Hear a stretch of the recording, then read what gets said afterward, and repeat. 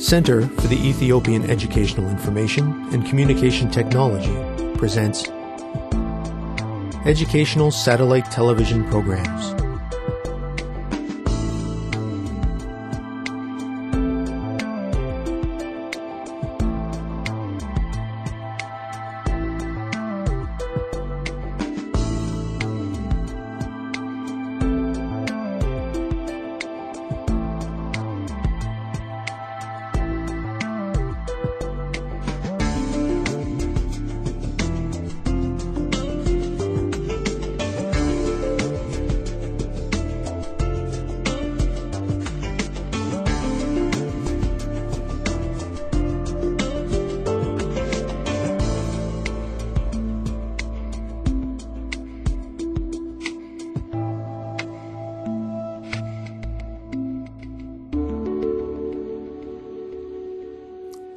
Hello, teacher. Hello, students. Welcome to today's lesson on periodic motion. This is the first lesson on oscillations and waves. By the end of this unit, you will learn about simple harmonic motion, resonance, wave motion, and the intensity of sound in the human ear. We begin today with a study of periodic motion.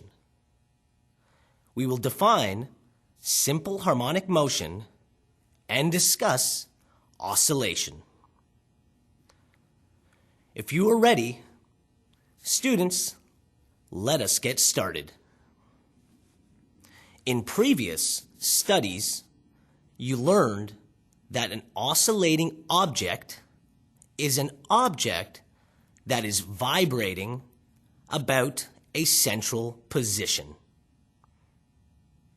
Oscillations can be quite complex, but many are very close to a special form of periodic motion called simple harmonic motion.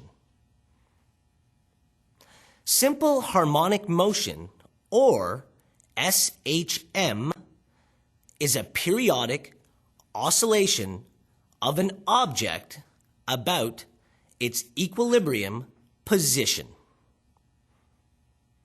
Its acceleration is always directly proportional in extension, but opposite in direction to its displacement. Students, here is a depiction of a pendulum. A pendulum is a simple tool that you can make yourselves. All you need is a mass called a bob, a string, and a fixed support. When the bob hangs from the support without swinging, all the forces on it are balanced. This position is known as the equilibrium position. If we displace the bob by pulling it to one side and then release it, the bob will accelerate back towards its equilibrium position. Because of its inertia, the bob will pass its equilibrium position and keep moving. It will move to a new displacement location, equal and opposite to its starting displacement. In exactly the same way, it will swing back to where it started to complete one cycle of the oscillation. Students, in your own words, can you describe how a pendulum demonstrates simple harmonic motion? Think about the definition that we just learned and take a few minutes to write down your answer. Students, let's get ready. Begin.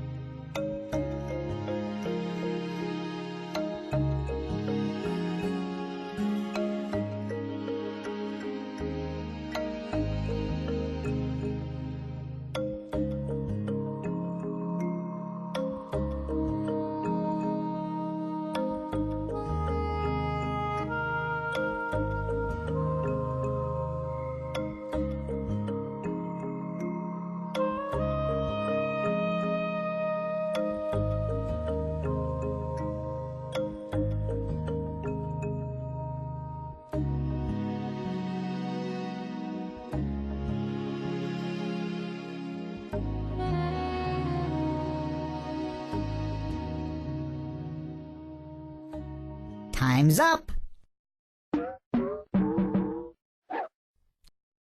Let's get back to our lesson. Hello again, students.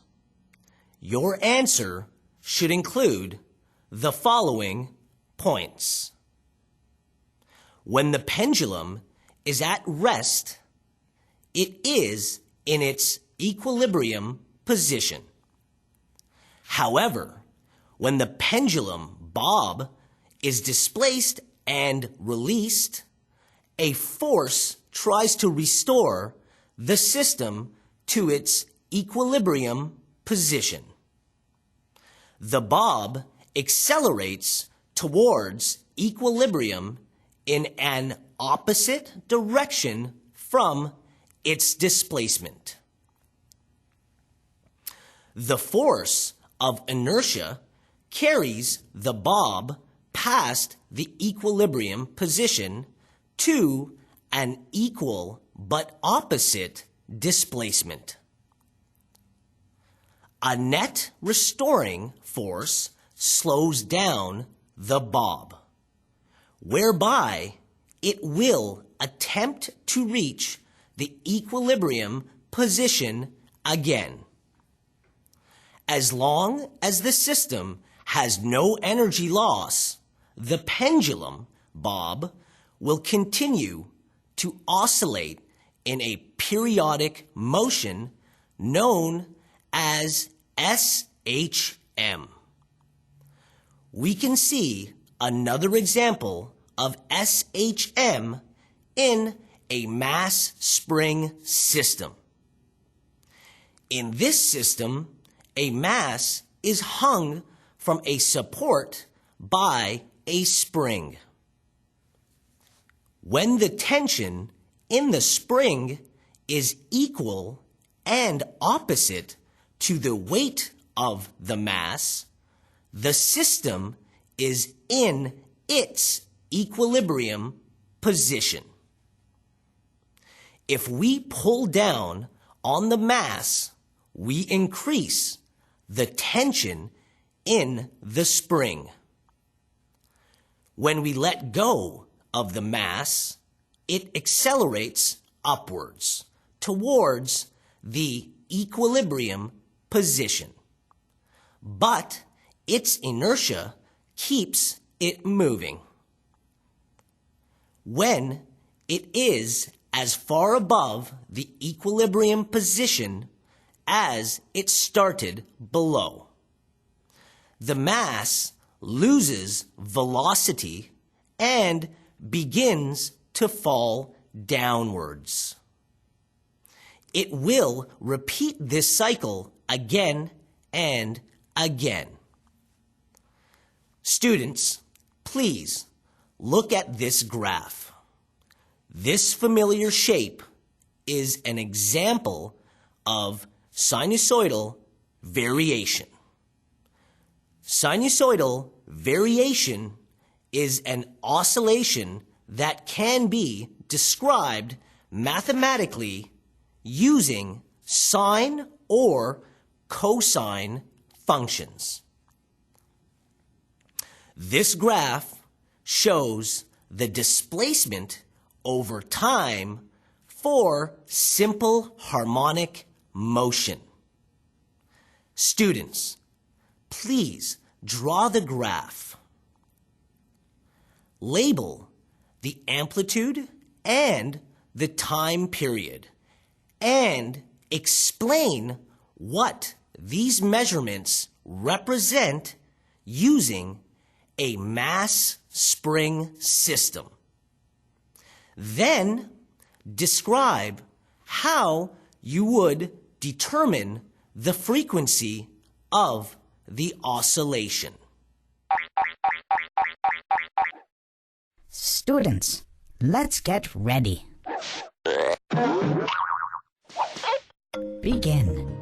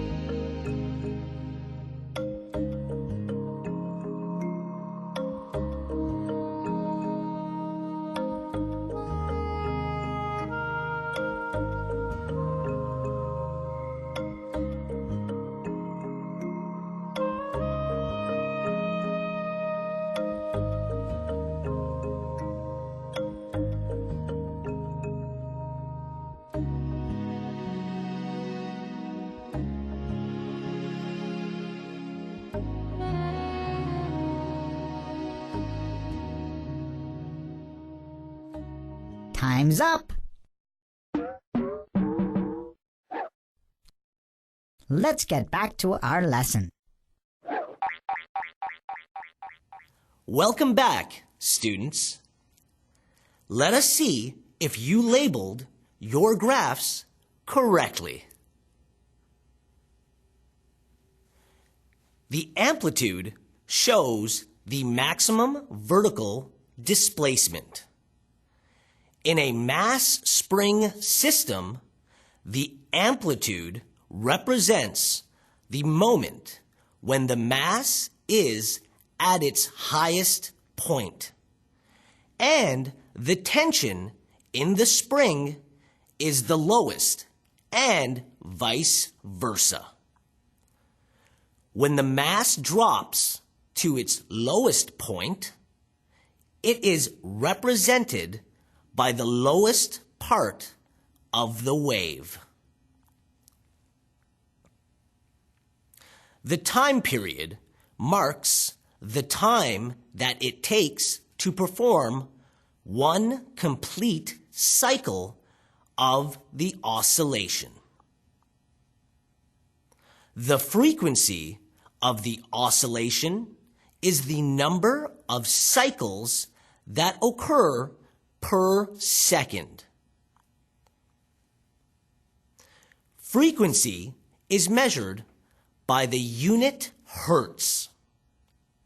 A frequency of 50 hertz would correspond to 50 complete oscillations per second. Earlier, we learned that the displacement of a sinusoidal oscillation is described using the sine or cosine functions.